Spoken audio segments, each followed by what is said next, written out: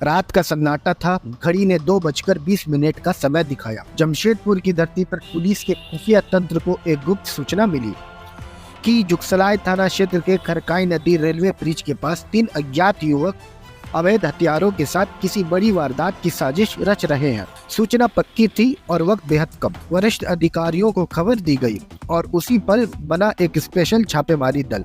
फिर शुरू हुआ ऑपरेशन नदी किनारा। छापेमारी दल ने बिना वक्त गवाए खरकाई नदी रेलवे ब्रिज के पास घेराबंदी की और कुछ ही पलों में पुलिस ने 3 युवकों को 2 अवैध पिस्टल के साथ दबोच लिया। पूछताछ में जब सच्चाई सामने आई तो पुलिस भी हैरान रह गई। इन तीनों ने 2 दिन पहले यानी 24 अक्टूबर को जुगसराय थाना क्षेत्र में जफर अली उर्फ मुर्गा राजू पर गोली चलाने की घटना को अंजाम दिया था। यह वही मामला था जो थाना कांड संख्या 112/25 के तहत दर्ज हुआ था।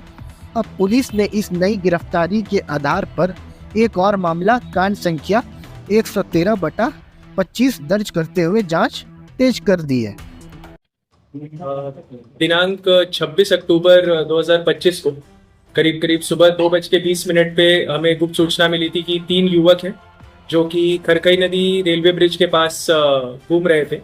अब वहाँ पे टीम गई थी, हमारी रेडिंग टीम। उधर तीनों युवक को हमने पिक किया, कड़ाई से पूछताछ की तो उनके पास से हमें 2 देसी पिस्टल मिले और इनका नाम पता चला हयात अहमद, उम्र 19 वर्ष, कदमा का रहने वाला है। मोइनुद्दीन शास्त्री नगर कदमा का रहने वाला है और शाकिब हुसैन कदमा का रहने वाला है। इनसे जब हमने पूछताछ की तो पता चला कि जो 24 अक्टूबर 2025 को शाम में जुगसलाई में जफर अली के ऊपर फायरिंग की गई थी मिल्लत नगर में, उनमें इनका इन्वॉल्वमेंट था। उसमें 2 लड़के जाके फायरिंग किए थे और एक लड़का बगल में खड़ा था, वो सपोर्ट और रेकी के लिए। तो इसमें हमने विद इन 24 आवर्स अप्रोक्सीमेटली तीनों जो युवक उनको पकड़ लिया है और उसके अलावा जो 2 हथियार यूज किया गया था उसको भी बरामद किया गया है। 3 खाली खोखा जो हमें 24 अक्टूबर को मिला था उसको भी बरामद किया गया है और क्राइम सीन से 1 पैलेट मिला था।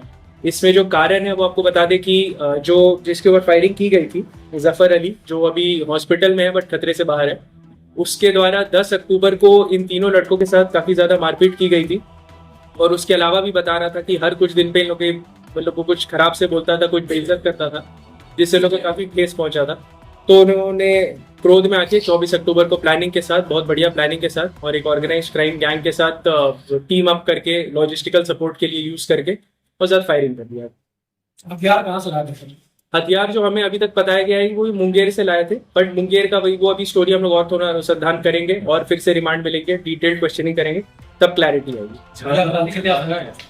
झगड़ा का मुख्य कारण बहुत छोटा था। 10 अक्टूबर को लोग उधर बैठ के कोई चाय पी रहा था, उसी में चाय गिरा था जिसमें कुछ लड़ाई झगड़ा होने लगा था और उसमें जो जिसके ऊपर फायरिंग की गई है जफर अली, उसके द्वारा इन तीनों लड़कों की बेइज्जती कर दी गई थी और मारपीट कर दिया गया।